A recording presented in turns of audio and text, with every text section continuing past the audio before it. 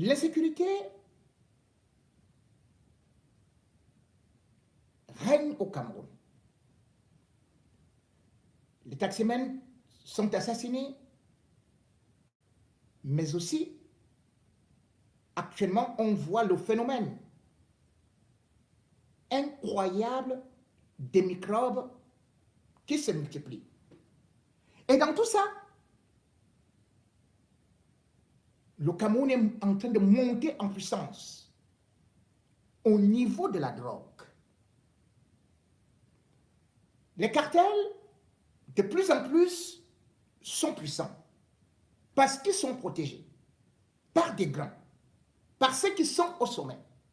J'avais déjà parlé du fils du président bien avant même que cela ne devienne finalement aujourd'hui une source d'inquiétude avec la drogue qui circule un peu partout, qui est consommée partout et qui fait des dégâts dans notre société.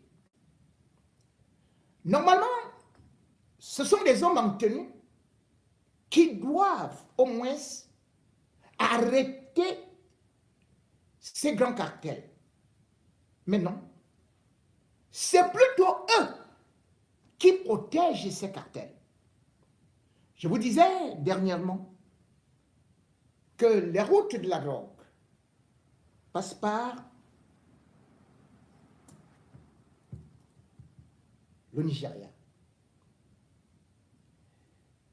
Et quand ça arrive à la frontière, il faut bien regrader pour pouvoir non seulement sécuriser l'entrée, mais aussi même, il protège même les grands dealers en leur offrant les forces de sécurité, le bêta, c'est-à-dire une unité spécialisée pour les protéger contre parfois Boko Haram parce qu'ils ont beaucoup d'argent ou alors ils ont beaucoup de marchandises. Et parmi ces gens, pouviez-vous imaginer un seul instant qu'un général soit chef de gang? Et pourtant, c'est ça qui est vrai. Le général Sali Mohamedou, que beaucoup ont connu à Bonandio, et qui maintenant a été nommé comme chef régnant, c'est-à-dire le commandant de la région militaire interarmée, de la 4e région. C'est-à-dire, c'est là-bas au nord, où il a été affecté. Se retrouve dans un cartel des plus grands dealers ou alors du chef, du patron qui règne à Yaoundé, la capitale, et qui ravitaille les ministres, les personnalités. On va prendre ça chez lui. C'est là-bas la capitale. Et la capitale, c'est à Anguissa. Il s'appelle Ngita. Ngita a été arrêté, heureusement, par la police judiciaire de Liguessono.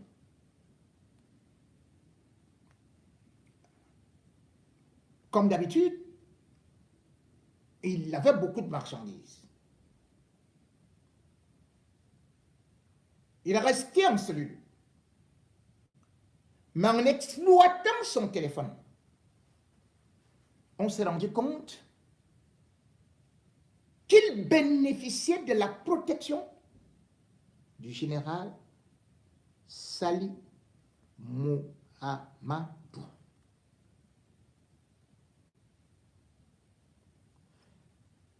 Quand on l'a arrêté, il n'était pas seul, mais avec un commissaire 5 étoiles, brebis galeuse, qui a été un peu écarté de la police.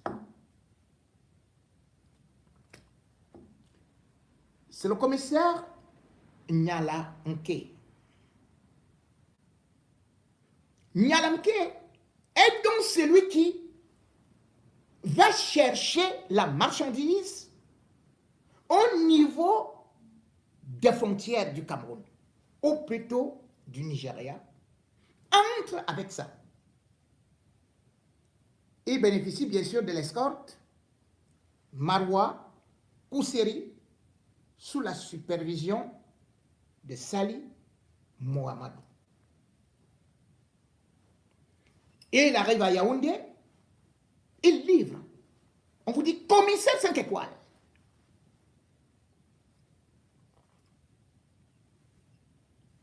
Et là, tous les grands que vous pouvez imaginer viennent donc se ravitailler. Tout le monde connaît ce nom d'Enguita. Mais la police ne pouvait pas faire grand-chose. On a appelé le général. Le général a dit, bon, moi je ne le connais même pas. Bon voilà, et de toutes les façons, même s'il le connaît, et avec toutes les preuves là, des conversations WhatsApp.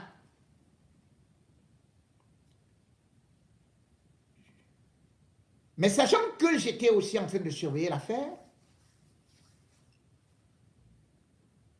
et que j'avais déjà appelé pour savoir ce qu'il en était, ils ont donc commencé à jongler. Mais c'est aussi à féliciter, parce qu'ils ont néanmoins eu le courage d'envoyer Senghita à la prison centrale de Kondengui, où il est au niveau du quartier 3. Vous allez applaudir, mais croyez-vous qu'il va y rester? C'est de la rigolade. Il est en train d'aller se reposer, puisque ses affaires continuent à marcher dehors. Et d'ailleurs, Senghita avait déjà été condamné par le tribunal militaire pour 15 ans de prison. Il n'a même pas fait 4 mois. Il est ressorti. À nous la vie. Lui, c'est un braqueur qui s'est reconverti dans l'affaire là. Et il avait ses personnalités. Donc, ça lui fait une immunité. Quand donc une cité est dirigée par des bandits et que la police ou bien tout un général est lui-même le protecteur de ce gars, vous pouvez imaginer que qu'est-ce qui peut lui arriver? Rien du tout. Vous avez pu constater, avant son arrestation, c'est un commissaire, toujours de police, qu'on avait pris au niveau de l'aéroport à Douala. Il travaillait avec lui, avec Ngida. C'était le commissaire Babangida. Il est actuellement en prison. Vous vous rendez compte? Commissaire!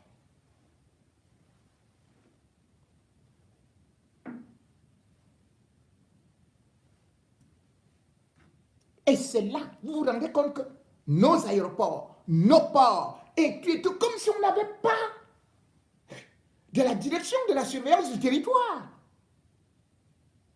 C'est une passoire, c'est incroyable.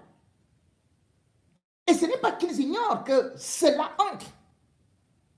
C'est que c'est véritablement devenu, c'est-à-dire qu'on est en train de transformer notre pays en quelque chose d'innommable.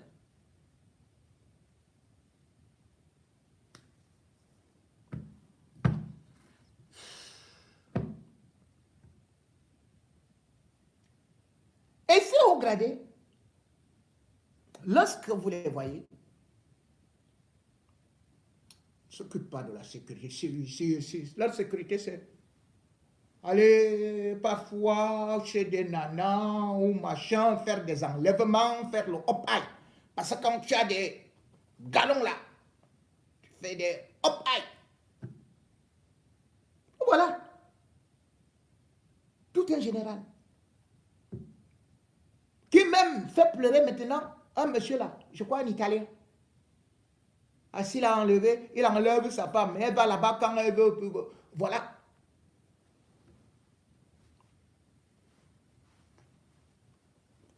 Ngogidjo Muriel,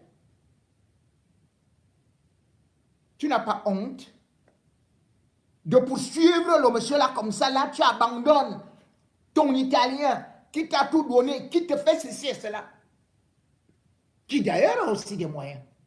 Tu préfères l'argent qui vient des cartels. Lui là, il est directeur de quoi là à Satom?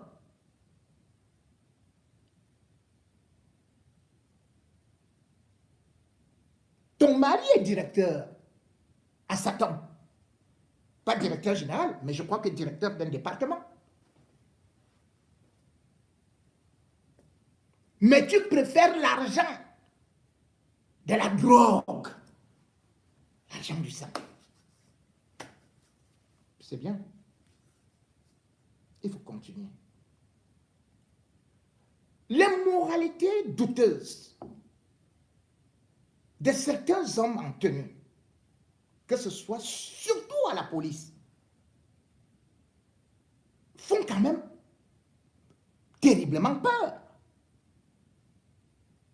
C'est-à-dire que quand vous les voyez agir, vous vous demandez même, est-ce qu'il y a même des enquêtes de moralité? C'est-à-dire, même les brigands au quartier ne peuvent pas agir comme certains policiers font. Comme je vous ai dit, voilà Babangida qui se retrouve en prison. Celui-ci, lui, il est peut-être un général, il est seulement, bon, ce n'est pas lui, il n'a pas été attrapé la main dans le sac. Il a protégé. Bon. Mais au niveau de la police, mais c'est terrible. Le père de la police, Martin Bargangele, qu'est-ce qui se passe? Est-ce que vous avez regardé ce que tout un commissaire de police à Ezeka a fait à un maire PCRN? Mais c'est un scandale.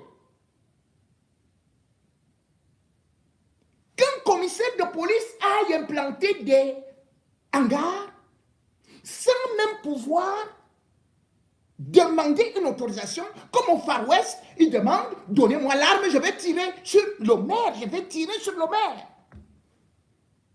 Regardez les images. Au lieu que le commissaire assure la sécurité des personnes et des biens, au lieu que le commissaire suive parce que le maire est le premier magistrat de la ville. Maintenant, il le tabasse. Il le tabasse.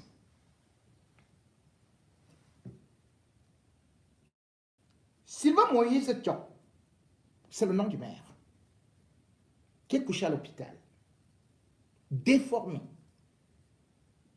humilié, broyé, tabassé par un maire d'une sauvagerie inouïe. Un véritable hors-la-loi.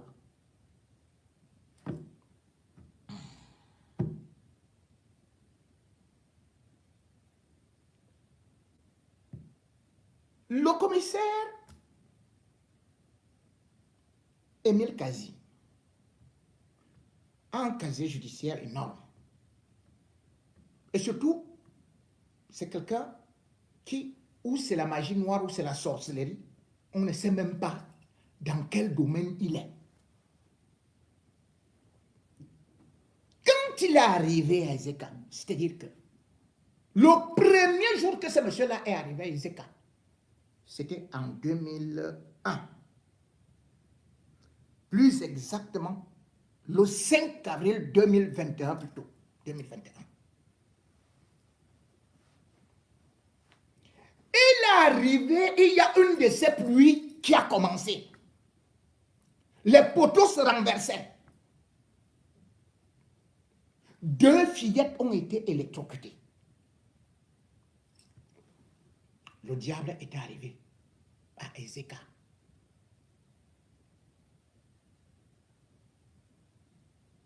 Au lieu de se calmer, il a continué à multiplier des actes terroristes. Parce que ça, c'est le terrorisme, ce qu'il a fait. Ce qu'il fait. Et ce qui est beaucoup plus dangereux, c'est quoi? C'est que Ezeka, c'est le département du secrétaire général de la police, Dominique Baya. Dominique Baya, c'est le numéro 2 de la police. Bref, c'est même le numéro 1 au regard de Bargangele qui est déjà un peu fatigué. Mais imaginez que ce monsieur arrive là où se trouve l'homme qui commande la police, Dominique Baya. Oui, j'ai souvent reproché des choses à Dominique Baya, mais il n'a jamais fait ça. Dominique Baya n'a jamais été aussi violent. C'est incroyable. Vous arrivez dans son village. Vous devenez le shérif.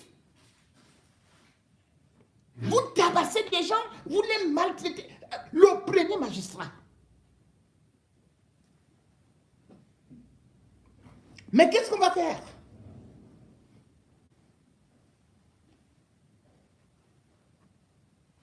Puisqu'il a été, je crois, convoqué par le commissaire divisionnaire Mbonde. Le commissaire Mbonde, il est chargé quoi de la discipline. Peut-être on va dire qu'on va lui enlever une petite étoile et tout. Donc imaginez que c'était filmé. Si ce n'était pas filmé,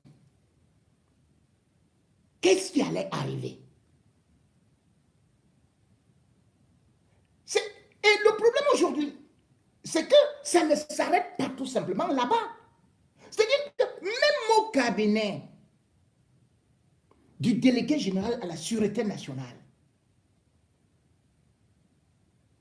est assis un voyou. C'est-à-dire que l'homme à tout faire de Bargangele est un voyou confirmé. On l'appelle le commissaire Meva Vincent de Paul. Cet homme, on ne sait pas comment il a fait. C'est vrai que au niveau de la police, comme dans toutes les professions, on peut évoluer, on peut faire des concours internes, on peut réussir à faire ceci et cela, mais la mentalité doit aussi changer.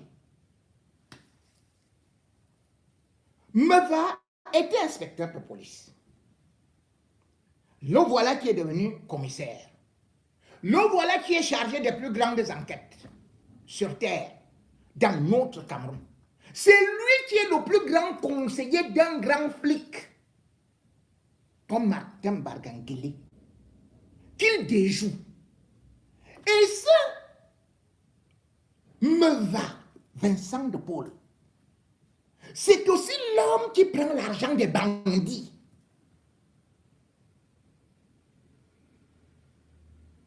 C'est peut-être le policier le plus corrompu. Non seulement à l'école de police, il prend de l'argent partout. Oh non, je vais te mettre, je vais te faire ceci et cela. Mais Martin Bargangele, le père de la police, qui connaît pourtant les enquêtes, il ne fait que demander que des preuves. Les preuves, monsieur le délégué général de la Sûreté nationale, parce que vous pouvez, vous êtes même mon grand-père. Et au regard de votre carrière, je me dois de vous respecter, de vous parler avec beaucoup d'humilité, parce que vous êtes une haute autorité. Et parce que, malgré votre âge, vous réussissez à vous lever chaque matin et on ne vous voit pas impliqué dans des actes de corruption. Mais quand vous regardez à côté de vous, me va Vincent de Paul, trôner. Pourquoi n'avez-vous pas vous-même lancé une enquête par rapport à quelqu'un qui est votre bras droit, Lui, Baya est assis de l'autre côté. Il fait comme il peut. Il n'est pas parfait. J'ai souvent critiqué, mais en même temps, on peut quand même se dire qu'il a la moyenne. Il a été bien formé, il a été Interpol, il a eu des résultats. On peut ne pas l'aimer, mais on reconnaît quand même qu'il a eu des résultats. Ce n'est pas mon ami. Tout le monde sait que je critique souvent Baya, le secrétaire général. Mais sur le plan professionnel, il a des qualités, il a des capacités. Mais regardez ce que ça passe autour de vous.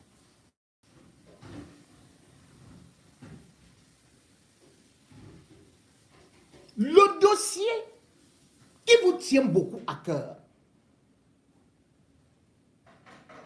c'est par exemple l'affaire de l'assassinat de Martinez Zogo.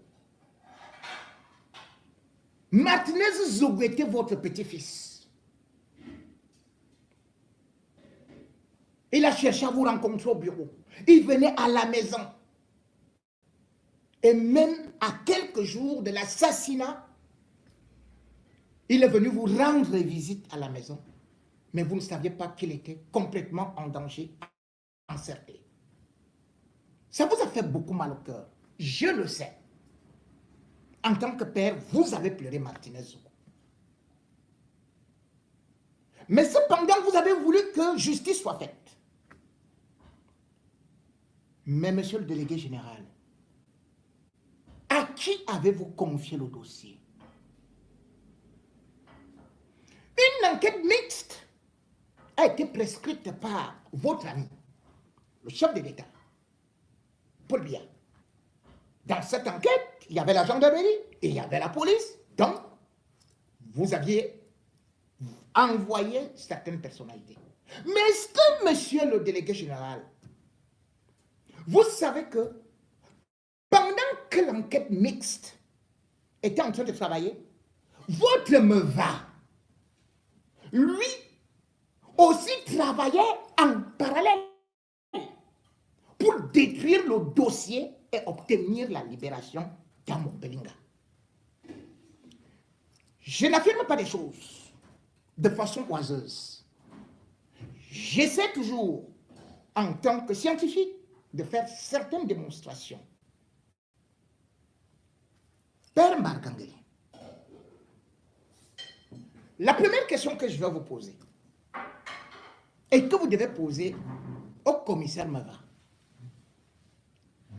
pourquoi est-ce qu'il a mis Bidjongo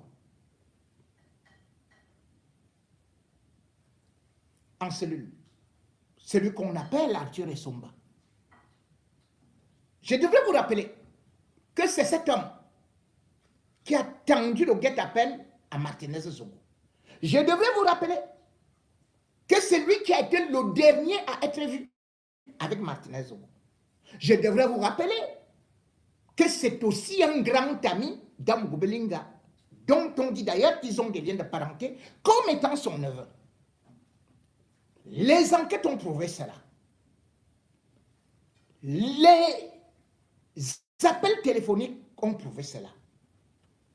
Mais, monsieur Martin Barkangeli, monsieur le délégué général de la Sécurité nationale, cher père, cher grand-père, savez-vous que c'est votre commissaire Meva qui a libéré, vous utilisez l'expression élargie, Arthur Essomba. C'est-à-dire que l'homme qui était le premier qui devait être inculpé, l'homme qui a piégé Martinez Zogo, pourquoi l'a-t-il élargi? Et il a prétendu qu'il avait fait une confrontation avec Amo Belinga. En réalité, c'est parce qu'il avait déjà reçu de l'argent. Comment il pouvait faire des confrontations en parallèle avec l'enquête mixte? Et voilà pourquoi comme il savait que les déclarations d'Arthur Essomba ou de Bidjongo, puisqu'il a plusieurs noms, allaient accabler son ami Jean-Pierre Amogo Belinga.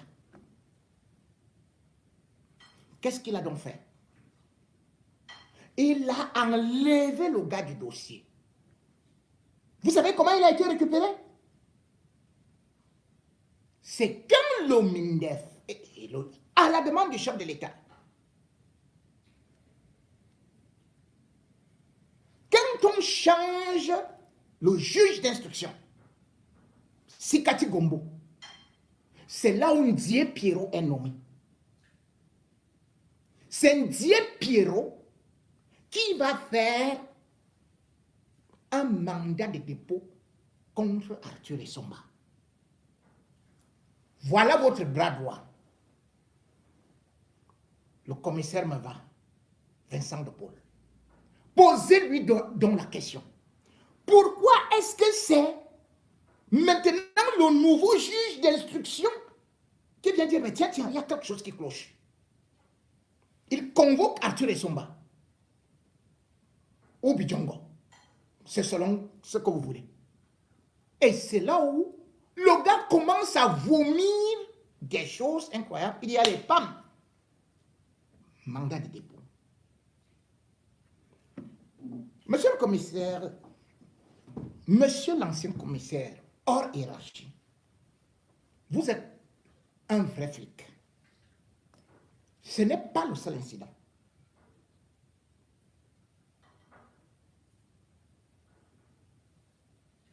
Vous vous rappelez que dans le listing des appels, des derniers appels reçus par Amougou Belinga, ce listing a été dressé par le commissaire Mbondo Eric. Appelez le commissaire Mbondo Eric. Il va vous répéter et vous révéler autre chose. Qui est passé comme ça dans vos oreilles parce que le type là, comme il dit qu'il pratique avec votre nom, vous n'avez pas voulu prêter attention. Avant l'arrestation d'Amougou Belinga, il a reçu le coup de fil de qui? De votre commissaire Meva, qui lui a demandé de s'enfuir. La conversation était brève. Quelques secondes. Et ils sont allés sur WhatsApp pour qu'on ne les écoute pas. Il était donc au courant qu'il doit être arrêté et qu'il devait s'arranger et tout et tout. Vous avez certainement appris qu'on lui a demandé, et vous-même dedans, que comment se peut-il que il l'appelle Amougou Belinga juste à quelques instants de son arrestation? Que vous a-t-il répondu? Il a dit que c'était une erreur de manipulation. Tiens, son erreur de manipulation n'est pas tombée sur Eko, Maxime. Son erreur de manipulation n'est pas tombée sur une de ses femmes ou chez quelqu'un d'autre. Comment il a fait pour avoir le numéro d'Amougou Belinga alors qu'il était sur l'enquête? Vous avez laissé passer ça. Mais si je reviens sur cette affaire aujourd'hui, c'est parce qu'il y a plus grave. Parce que vous avez misé tout sur les vidéos pour attraper, pour que justice soit faite. Ce n'était pas par vengeance, mais c'était pour rendre justice à Martinez Zogo et pour que le peuple camerounais voit votre professionnalisme, votre humanisme et votre détermination en tant que policier qui doit aller chercher des éléments concrets. Lorsqu'on ouvre une information judiciaire, il y a donc des éléments sur lesquels on doit travailler. Mais l'élément le plus important de ce procès, où tout va foirer, c'était les vidéos. Qui devait monter les vidéos? Le commissaire Meva vous a dit que c'est lui qui a monté les vidéos. Mais vous avez pu constater que ces vidéos, non seulement ont été mal faites et ont autorisé, ont eu à permettre à Sikati Gombo de trouver l'astuce, la faille juridique pour libérer Amogo Belinga et Kweko. N'eût été la vigilance des hautes autorités, de la présidence de la République, du ministère de la Défense, Amogo serait déjà parti. Parce que Sikati Gombo, sur la page 3, je vais chercher à lire ce qu'il a écrit dans son ordonnance.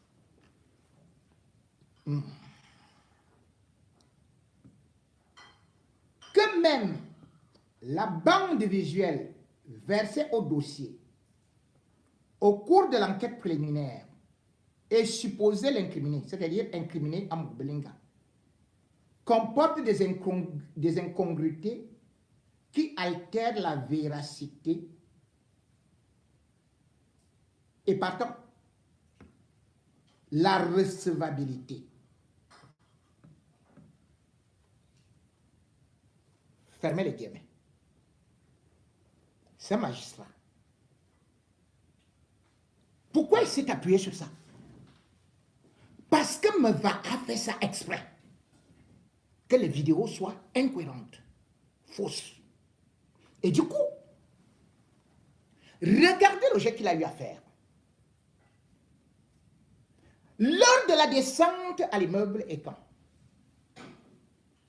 Parce que d'abord, ces vidéos-là, je dois vous dire qu'elles ont été projetées au niveau de la cellule de communication du ministère de la Défense. Mais lorsqu'il y a eu la descente avec Maître Tchungan à l'immeuble Ekan, c'était quoi? Maître Tchungan immédiatement a dit qu'il faut rejeter les vidéos. Parce qu'elles sont incohérentes. Et ne vous en faites pas, c'est les mêmes exceptions qu'il souligne aujourd'hui. Et pendant le procès, on va les rejeter. Pourquoi? Parce que c'est Meva qui a pris de l'argent pour saboter ce travail. Il a pris l'argent d'Amogo Belinga avec l'autre bandit qui est le commissaire du gouvernement qui est Belinga Serla. Meva n'a jamais eu à monter ces vidéos. Il a utilisé un inspecteur de police qu'on appelle Aziz. Et un militaire qui lui-même était dans le gang des assassins de Martinez Zoro. Van Chakar. Monsieur le délégué général à la Sûreté nationale, si mes informations sont fausses, remettez une enquête parallèle. Je vous mets à défi. Je me couperai la main. Si mes informations sont fausses,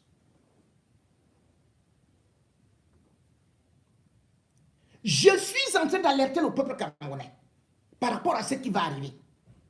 Parce que vous avez cru qu'avec ces vidéos, effectivement, là où on voit non seulement Danoué, on voit Amogo Belinga, on voit tout ce qu'ils font, mais exactement comme pour l'affaire Ivanez Somba, avec Bruno Bidjan, qui avait faussé les vidéos.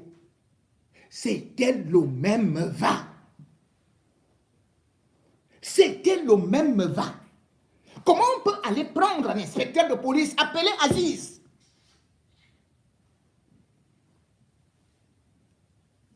Promettez-lui qu'il n'y aura pas de représailles qui vous disent la vérité. C'est là où vous allez comprendre ce qu'ils vous ont fait, ce qu'ils sont en train de faire contre la justice camerounaise, ce qu'ils sont en train de faire pour que cette affaire ne puisse pas avoir une suite favorable du moment où la vidéo, les vidéos seront rejetées par la collégialité.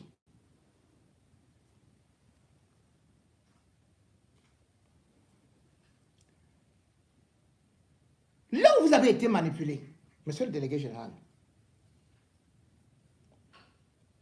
c'est qu'il y a un magistrat, substitut du procureur de la République et du commissaire du gouvernement,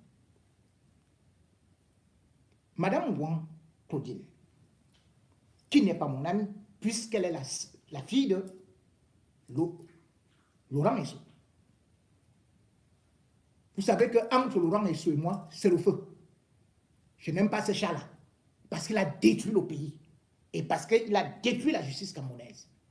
Mais ce n'est pas parce que je reproche certaines choses à Laurent Messou que exactement les fautes qu'il a eu à commettre reviendraient à sa fille adoptive, qui est Madame Wong, qui a des qualités, qui a aussi des défauts, mais qui a été la première à faire des remarques. Lorsque Tchungang a dit qu'il y avait des incongruités,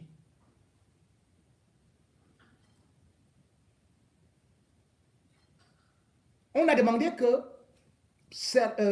qu'il soit auditionné, c'est-à-dire le commissaire Meva, qu'il vienne expliquer d'où sortent ces incongruités, pour qu'on puisse rattraper cela, ne serait-ce qu'au parquet. Comme d'habitude, Serlin Belinga a fui, puisque Serlin Belinga est le seul commissaire du gouvernement qui n'assume jamais rien. Meva est arrivé. Lors de l'audition, on lui demande d'expliquer comment il a été incapable de monter une vidéo et de faire qu'elle soit faussée totalement en long et en large pour permettre à Amouk Belinga de dire, bon, vous voyez, tout ça est faux et surtout, ce n'est pas Amouk Belinga, c'est-à-dire que Maître Tchunga ou même Bouni, Maître Bouni, c'est un grand avocat, c'est un avocat expérimenté. Mais votre pièce à conviction, monsieur le délégué général de la Sûreté nationale, elle est fausse, elle est viciée. Elle ne sera pas retenue. À cause de Meva. Ça aurait pu être rattrapé. Or, quand on l'auditionne, il est venu vous raconter que c'est Madame Wang qui plutôt est en train d'insulter votre travail. Or, ce n'est pas votre travail. Mais Meva est officier de police judiciaire. Mais les officiers de police judiciaire, leur travail, quand ils font même une erreur, ils sont rattrapés par des magistrats. Mais c'est le magistrat qui est au-dessus de l'officier de police judiciaire. Ce qui est tout à fait normal. Et ce n'est pas vous qui faites ce travail-là, c'est un de vos collaborateurs qui peut faire des erreurs, mais ces erreurs ne vous incombent pas, monsieur le délégué général. Mais ils sont venus vous monter, soit disant que Madame Guan vous a manqué de respect. Or, la réalité est que pendant l'audition, elle n'était pas seule. Il y avait un capitaine qui est aussi. Elle a fait ça avec 2 substituts qui sont jeunes.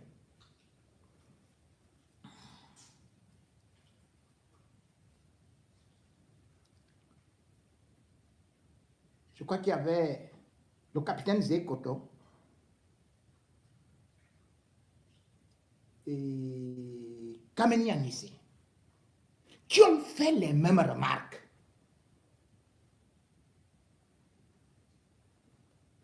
Or, Meva savait que dès qu'il finit de faire ça, arrivé au jugement, on va les relaxer. Mais le problème, c'est que si Kati Gombo, ayant lui-même reçu du Gombo, il a vite vu le complot. On lui a dit, voici ça, ici, tout. Allez, il a signé. Libération. Et c'est pour ça que vous voyez que Tchungang ne fait que s'accrocher sur ça. Que oui, il y a eu une ordonnance, il y a eu ceci, il y a eu cela. Et puis, quand vous allez commencer les débats, monsieur le délégué général de la Sûreté nationale, je vous ai dit, la seule vraie pièce qui montrait tout, qui inculpait Mobutu, bouche bée, même le monde entier, lui-même, il n'allait pas discuter, me va tuer ça. Il l'a tué. Il a tué ça. Et il a, à vos côtés, vous savez ce qu'il a gagné? Est-ce que vous savez que jusqu'à présent, Meva et Belinga Serla reçoivent l'argent d'Amour Belinga?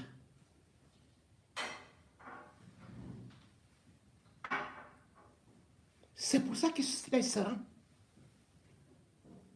en prison.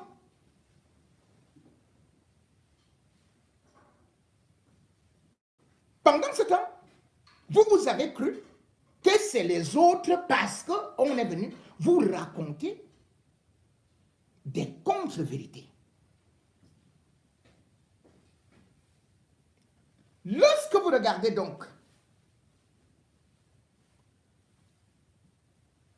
aujourd'hui d'autres éléments qui ont été versés sur ce dossier, vous allez vous rendre compte que Meva non seulement est mouillé, trempé, mais à votre barbe et à votre nez, il a perdu toute crédibilité dans le domaine judiciaire. Mais est-ce que vous vous rendez compte que vous avez d'ailleurs suivi cette histoire-là? J'ai parlé de celle-ci. L'affaire du Feman Pas de Diamant. Il avait été arrêté au Cameroun. Qui était derrière ce dossier? C'était Meva. Pourquoi? Parce que Meva demandait de l'argent. Il a tellement menacé le gars de telle sorte que il s'est retrouvé avec lui au tribunal criminel spécial. Vous vous rendez compte que le tribunal criminel spécial juge ceux qui détournent les fonds publics à partir de 50 millions. Mais Pas de Diamant est venu avec son argent où on ne sait où à l'étranger. Mais Meva est allé saisir le tribunal criminel spécial qui finalement a été obligé de renvoyer l'affaire au tribunal de première instance. Tribunal de grande instance, tribunal de grande instance, c'est aller jusqu'au tribunal de première instance. C'est quelle humiliation ça? Parce qu'il ne connaît pas des procédures judiciaires. Parce que c'est un ignorantiste, ignorantissime qui est dans votre cabinet.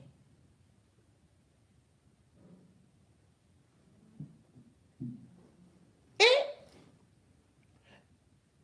ce que peut-être vous ne savez pas, c'est qu'aujourd'hui, il a été barré à cause de cette affaire, parce que dès que l'affaire a été confiée à la gendarmerie a fait d'autres rapports, mais les magistrats ont dit, mais ce n'est pas possible. Donc, le procureur Ntamak, le procureur général Ntamak, ne reçoit plus votre Meva. Le procureur du tribunal de première instance de Yaoundé, Ntiam, ne reçoit plus Meva. Meva passe tout simplement derrière un autre très grand corrompu, là, comment on l'appelle, Ndindi, le procureur Ndindi, du tribunal de grande instance. C'est là-bas où il part alors. Waouh, derrière.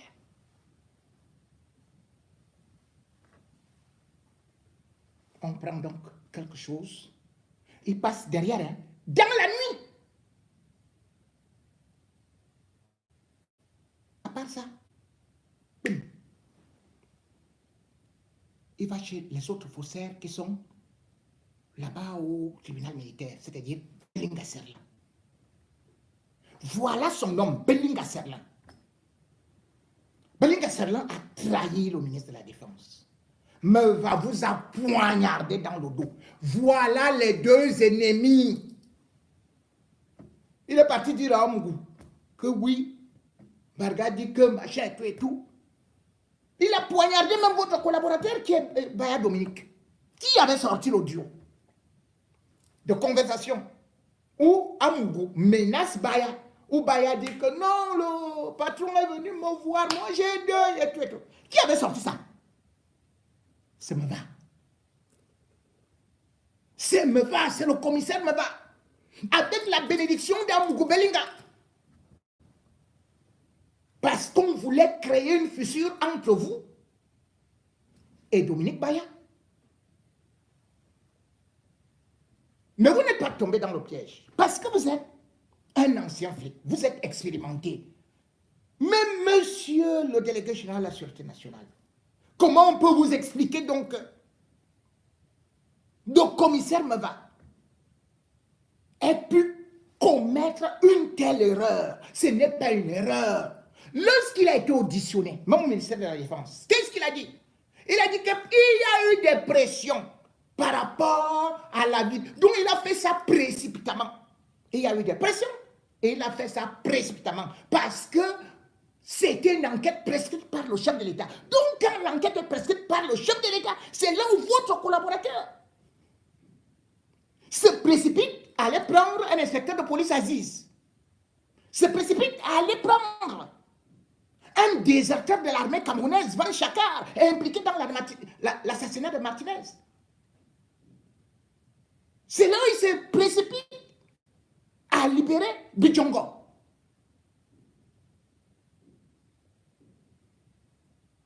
Le leader du camp, l'homme qui a tendu la maison, le piège à Martinez Zogo comme un petit lièvre. Comment vous imaginez que cette affaire pourrait donc marcher? À l'immeuble camp, il n'y avait par exemple pas Madame qui est là, Madame Guan Claudine. Et regardez ce qui va se passer maintenant. Il y a le boucan là-bas, au tribunal militaire. Belinga Serla, aujourd'hui abandonné. Les autres le regardent comme ça, parce qu'ils voient que ça sent déjà de Russie.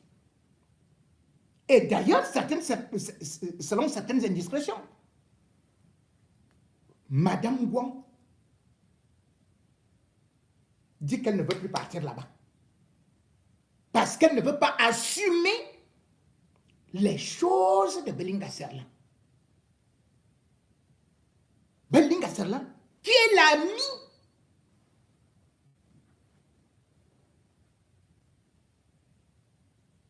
de votre proche collaborateur. Votre proche collaborateur, qui est l'ami des hommes-lois des hommes-lois, qui vous insultait copieusement, qui mentait sur votre nom. Et voilà, aujourd'hui, comment vous allez rattraper ça? Ce sera difficile. Ce sera difficile de rattraper ça, parce que Meva n'a pas voulu qu'on rattrape cela. Les deux sont venus vous voir, c'est-à-dire que Belinga Serla et Meva, ils se sont mis à deux pour venir vous convaincre que oh, vraiment, c'est la dame-là qui fait ceci et cela. Vous savez très bien que Laurent Nesso voulait la libération d'Amugou Belinga. Mais par la suite, il a un peu reculé en se disant hey, comment on a cité dans l'affaire-ci, il ne faut plus que j'aille beaucoup plus vite, que je m'implique beaucoup. Ceux qui aujourd'hui veulent encore plus cette libération, c'est les Mbonda Yoro. C'est Amugou Belinga. C'est Meva. C'est Serlem Belinga.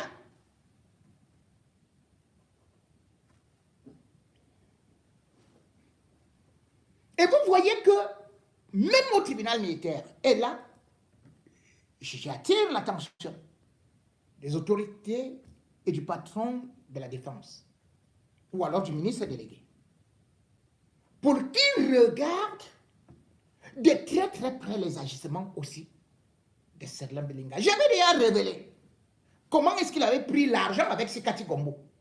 Il avait d'abord pris 200 millions sans donner à Sikati Gombo. Maintenant, Sikati est parti avec le directeur de la justice militaire. Ils ont pris 1 milliard. Et ils lui ont dit que bon, tu nous retrouves. Après, il était bien d'accord. Hein. Mais comme il a vu que l'argent allait dans les poches d'autrui, c'est pour ça qu'il est venu dénoncer. Et c'est pour ça que j'ai dit, il faut faire très attention avec Belinga Serlan. Ce qui est en train de se passer au tribunal militaire, et encore qu'aujourd'hui, il a un autre complice qu'on appelle Madame Voix, lieutenant-colonel. Regardez l'arrestation de la nièce de Chantal Biya, Nyangyon. Qui a orchestré ça? C'était Belinga Serlan, non? En utilisant Madame Voix. Voilà vraiment, le Cameroun ici. Voilà une femme qui est ou substitut du procureur. Vous la voyez même dans les audiences pour faire quoi? Elle n'entend pas. Elle a des problèmes d'audition. Tu parles même, elle entend wang, wang, wang, wang. Pendant que tu dis pendant que tu dis que madame, elle entend elle met le truc et elle a un appareil auditif là qui ne résonne même plus bien. Quand je vois ce que ces gens sont en train de faire, mais franchement, moi avant de faire une émission, je prends au moins des résolutions ou alors je prends l'assistance de ceux qui sont compétents, des magistrats, même ici en France. Je n'ai jamais vu, regardez ce qu'elle a fait. Le même Belinga qui a fait qu'on arrête Nyangyon. Mais avec des erreurs de procédure. Avec les docteurs Ngobo, avec les Kassi et consorts. Ils ont été jetés en prison avec Mbapou. Mais regardez comment c'est une humiliation. C'est moi qui a signé le mandat de dépôt. C'est encore elle qui signe leur libération. Mais, attendez. Lorsque vous signez une ordonnance de main levée, qui est parti récupérer ces gens-là? Qui est parti les libérer en prison? À Koningui. C'était Belinga Serlan, à 22h. C'est lui-même qui est parti. Parce que justement, les erreurs élémentaires de cette envergure sont commises. Regardez ce qu'ils ont donc fait. Oui, monsieur le délégué général. Oui, monsieur le ministre de la Défense. Quand vous faites une ordonnance de levée d'office, le b.a.-ba de l'instruction judiciaire dit immédiatement que ça s'arrête là. Mais regardez ce qu'on voit faire avec Belinga Serlan.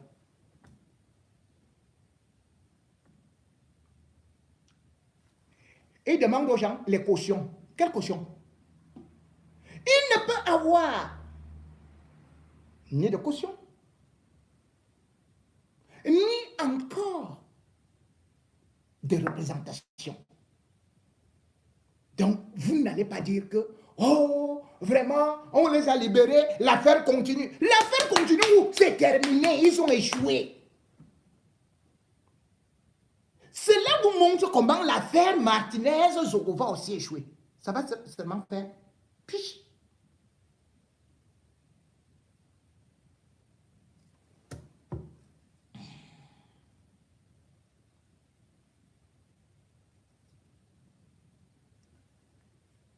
Je ne suis pas magistrat. Mais je suis journaliste d'investigation. Je pose des questions et il y a des interrogations. Et ceux qui sont habilités me donnent des réponses claires et nettes. Comment vous pouvez mettre dans cette affaire-là? Ce qu'on appelle... comment on appelle encore? Je vais chercher son nom quelque part là. Je crois que je dois avoir son nom quelque part. Oh là là là. Mengwem.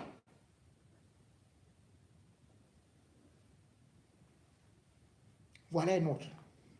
Incompétente. Capitaine Mengwem. La femme du peuple. Mais qu'est-ce que ces gens font au tribunal? Qu'est-ce que ces gens font? C'est hallucinant.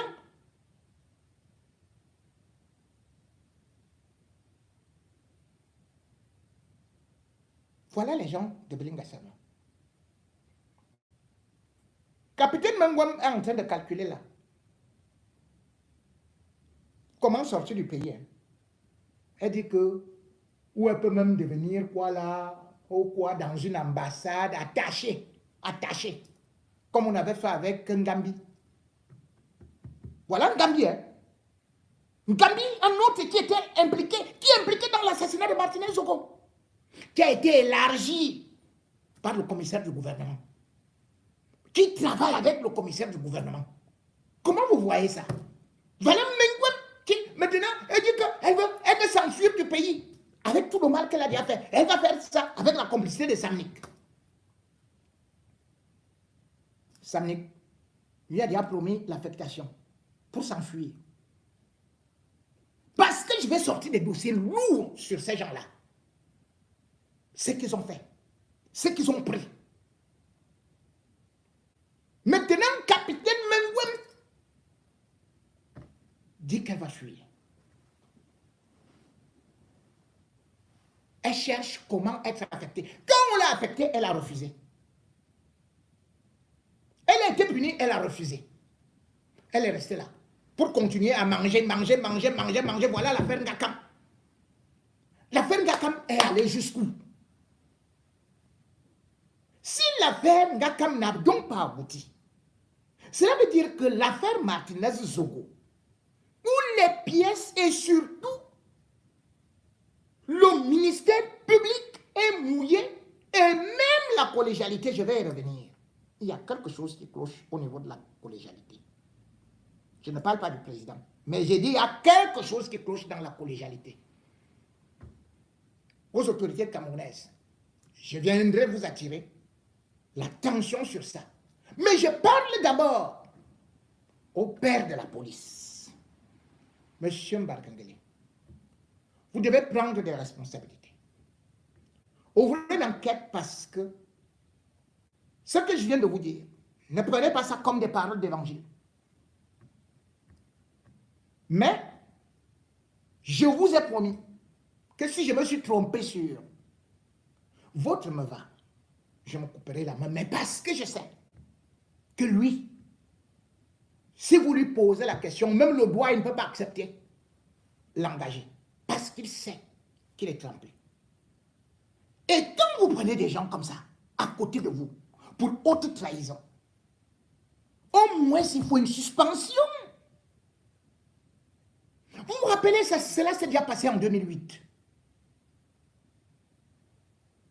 En 2008, quand il y avait l'affaire Albatros, vous avez encore des exemples. Ces commissaires-là sont présents. Ils ne sont pas morts.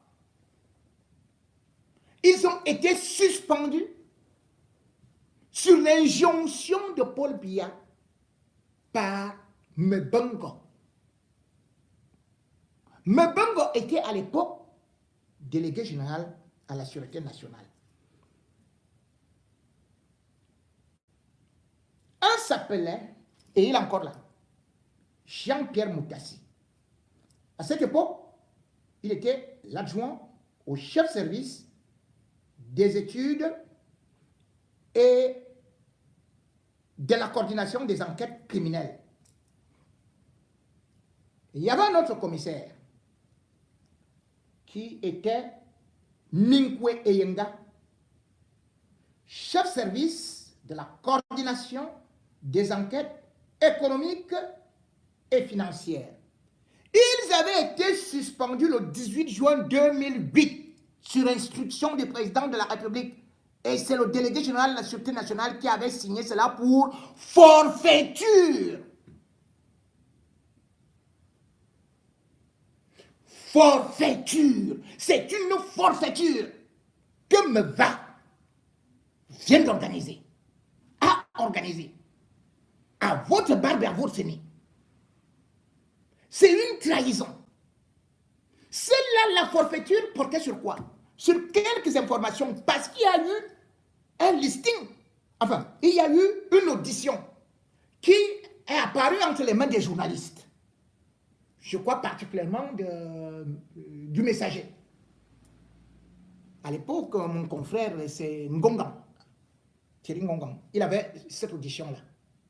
Mais rien que pour ça, parce qu'il y a la diffusion des informations, le secret d'enquête, et qu'on a découvert que ça sortait de... On a eu des soupçons, même pas la preuve, que ça sortait de... Boum! Ils ont été suspendus. Mais là, vous êtes devant une faute professionnelle grave. C'est-à-dire qu'un crime prémédité, où le commissaire MEVA fausse une vidéo. Première grosse faute. Deuxième grosse faute. Il appelle Amougou Belinga à la veille de son arrestation. Troisième grosse faute. Il élargit Bidjongo. Le premier qu'on devait arrêter dans l'assassinat de Martinez Zogo. Quatrième grosse faute. Vous voulez que je vous parle des plantations, des champs? Comment ça se passe? Vous voulez que je vous parle de l'argent qu'il a pris? J'y reviendrai. Lorsque vous ouvrirez l'enquête, je viendrai tout verser ici. Et si jamais il veut discuter, j'irai encore beaucoup plus loin pour vous montrer jusqu'où ce bandit, sa place est Ondengui et non à côté d'un monsieur qui a eu la confiance du chef de l'État, d'un monsieur qui est expérimenté, d'un monsieur qui veut honorer la mémoire de Martinez Zogo. Vous vous retrouvez avec un individu qui travaille contre votre propre camp et qui vous oppose à ceux-là qui pourtant peuvent bien aussi vous apporter quelque chose. Ce n'est pas parce que, et je le dis encore, on n'a pas seulement besoin d'un seul côté ou des gens qu'on dit non, non, non, comme celui-là, il est un peu proche des sous et l'autre machin, etc. Non, c'est pas ça. Ils sont justes. Revoyez ce qu'il y a à revoir. Et s'il y a à rattraper, surtout que MEVA a déjà trop mangé. Maintenant, faites-lui recracher cela. Et qu'il revienne vous dire qui a monté ces vidéos. Et s'il veut discuter, je vais vous donner un nom que vous pouvez aussi solliciter pour une petite audition et qui pourra mieux vous renseigner. Je ne sais pas s'il faut que je donne ce nom directement ici parce que il risquerait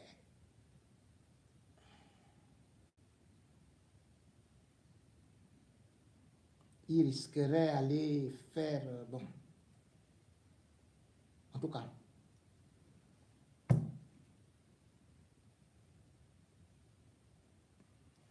je cache d'abord ce nom, mais vous pouvez prendre un autre nom qui ne peut pas intimider. L'officier de police Olinga. Je vous donne le nom Olinga parce qu'il l'a utilisé pour des missions crapuleuses. Monsieur le DGSN, Demandez à Olinga pourquoi il a été envoyé, chassé, ou alors exilé à Bafoussam. Ils étaient très amis, hein? Mais c'est pour une affaire de femme. Alors comme actuellement, une femme les sépare,